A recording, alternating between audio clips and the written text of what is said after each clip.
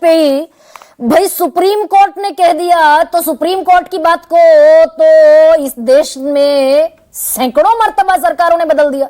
SC ST act पर बवाल हुआ, सुप्रीम कोर्ट के जजमेंट को सरकार ने बदल दिया जी। SC ST एक्ट पर रिवोक कर दिया सरकार ने, संसद से में ऑर्डिनेंस ले आई। तो ये भाई ये फच्चा फंसा देना कि सुप्रीम कोर्ट ने नियमों पर रोक लगा दी, अगर आप इतने OBC के हितैषी हैं बदल दीजिए। ये लाया कौन है वैसे गाइडलाइन? सरकार लाई है। तो हमारी नियत पे क्यों शक कर रहे हो? जब हम पक्के तरीके से स्टैंडिंग कमेटी के बाद जानबूझकर ये लाए हैं तो आप हमें गाली क्यों दे रहे हो? तो एक सेकंड, अरे महेश वर्मा अपनी राय रख रहे हैं, हम अपनी रख रहे हैं। अच्छा। मेरे को एक बात बताइए, सरकार की नियत पे क्यों शक किया जा रहा है? भाई 2012 में जो कांग्रेस लेके आई उसमें तो ये चीज नहीं थी। कमाल करे जा रहे हो, करे कोई भरे कोई, बल्कि हमने तो अच्छा काम किया है। जो तो ये गिरिराज सिंह जो सनातन इक्का दुक्का को छोड़िए, आप इक्का दुक्का छोड़ना पड़ेगा। गिरिराज सिंह है, गिरिराज सिंह सरकार नहीं है, सरकार केंद्रीय मंत्री है। अरे भाई एक मंत्री है ना, केंद्रीय मंत्री है ना, एक मंत्री है ना भाई केंद्रीय मंत्री है ना, बैठते हैं ना कैबिनेट में। भाई गाइडलाइन सरकार गवर्नमेंट ऑफ इंडिया लेके आई, यूनिवर्सिटी ग्रांट कमीशन लेके आया अंडर दी स्टैच्यू।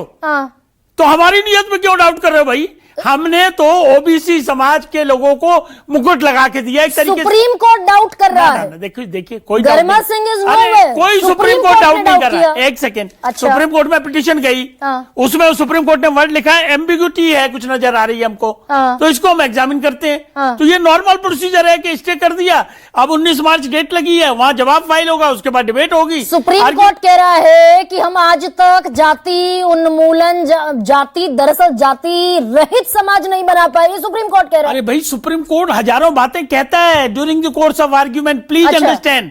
लेकिन माना वही जाता है जो फाइनल वर्डिक्ट सुप्रीम कोर्ट का आएगा।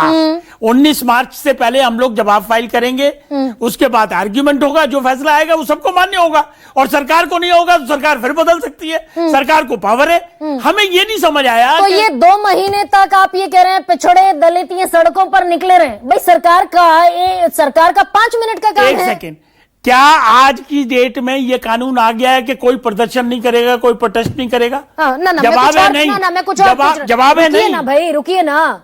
2018-19 में सुप्रीम कोर्ट ने कहा कि बगैर जांच किए किसी भी दलित एट्रोसिटी एक्ट में FIR दर्ज नहीं होगी। Very correct.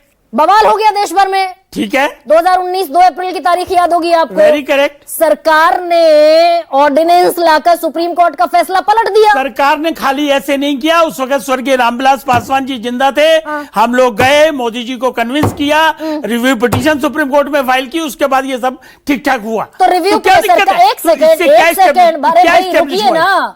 अगर आपकी मंशा में सवाल नहीं है, आपकी मंशा पर, तो जाइए सुप्रीम कोर्ट दाखिल कीजिए रिव्यू। तो जाएंगे ना, क्यों नहीं जाएंगे? अरे भाई 19 मार्च डेट लगी है, जाएंगे, अभी मौका तो खत्म नहीं हो गया। और मतलब अभी फरवरी और पूरा मार्च तैयार है। एक और भ्रांति फैलाई गई कि सरकार के वकील नहीं गए। एक सेकंड तो सही, अरे रुकिए भाई, AK वाजपेयी, मतलब आपने दरअसल ये क्या कहते हैं उसको, ट्रायल बैलून छोड़ दिया। अब ये प्रयागराज में बच्चे उबलते हुए दिखाए, सवर्णों के हक पर, हकमारी पर सवाल था, 3 दिन में बैठ गया सुप्रीम कोर्ट। गरमा जी आप बहुत सीनियर हो, आप समझदार हो। एक सवर्णों की हकमारी पर 3 दिन में सुप्रीम कोर्ट बैठ गया। एक होता है ऑपरेसर और एक होता है ऑपरेस्ड क्लास। कौन है ऑपरेसर और कौन है ऑपरेस्ड क्लास? सदियों से जिस पर सुप्रीम कोर्ट ने रोक लगाई। अरे भाई सुप्रीम कोर्ट ने वर्ड लिखा है एम्बिग्यूटी इन सर्टेन प्रोविजन, तो वो दैट विल बी एग्जामिन्ड। तो सरकार ना रुकिए ना भाई, नहीं रुकेंगे, नहीं रुकेंगे। रुकिए, सरकार की भावना को समझना होगा। रुकिए, सरकार क्यों लेके आई ये समझना होगा आपको। जो पीड़ित समाज है, नहीं मेरे को लेकर नहीं आई, मेरा तो सवाल इस पर है, सुप्रीम कोर्ट ने रोक दिया तो आप रिव्यू पिटीशन दाखिल करने के लिए 2 महीने का वक्त लेंगे। अरे भाई 19 मार्च की डेट लगी है, अब जब स्टे हो जाता है तो बीच में खारिज नहीं होता स्टे। 19 मार्च को स्टे भी खारिज होगा, डिबेट भी होगी, और जो फाइनल डिसीजन आएगा वो मानना पड़ेगा। मतलब आप ये कह रहे हैं रिव्यू पिटीशन इस बीच दाखिल नहीं की जा सकती? की जा सकती है, बहुत एक्स्ट्रा ऑर्डिनरी सर्कमस्टांसेस। तो आप ये कह रहे हैं, वही बात में रोक दिया ना, सवर्णों के बच्चे अगर उबल गए, भड़क गए, तो इतनी इमरजेंसी पैदा हो गई कि 3 दिन में वर्डिक्ट आ गया।